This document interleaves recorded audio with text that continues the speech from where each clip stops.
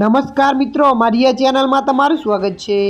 દ્વારકાના ઓખા જેટી ઉપર ચાલુ કામ દરમિયાન ક્રેન તૂટવાની ઘટના બની છે, જેમાં 3 કામદારોના ઘટના સ્થળે મોત થયા છે, જ્યારે એક શ્રમિક ક્રેન વચ્ચે દબાયો હતો, જેમાં કોસ્ટગાર્ડ તેમજ ફાયર વિભાગ દ્વારા રેસ્ક્યુની કામગીરી હાથ ધરવામાં આવી હતી। સમગ્ર ઘટનાને લઈ અન્ય શ્રમિકોમાં રોષની લાગણી જોવા મળી છે। છેલ્લા અંદાજે 1 વર્ષથી ઓખા જેટી પર કોસ્ટગાર્ડ દ્વારા જેટી ઊભી કરવાનું કામ ચાલી રહ્યું છે।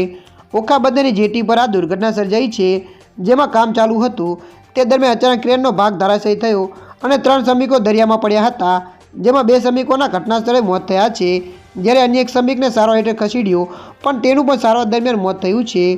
જેટી ઊભી કરવાના કામ દરમિયાન આ દુર્ઘટના થઈ હતી। ત્યારે મિત્રો, મળતી માહિતી અનુસાર વધુ આપને જણાવી દઈએ કે સમગ્ર ઘટનાને લઈ પોલીસ તેમજ તંત્ર દ્વારા તપાસ હાથ ધરવામાં આવી છે, તેમજ મૃતકોના મૃતદેહ પીએમ માટે હોસ્પિટલમાં ખસેડવામાં આવે છે। અકસ્માતમાં ઓખા મળીને પોલીસે ગંભીરતાથી પૂર્વક તપાસ હાથ ધરી છે।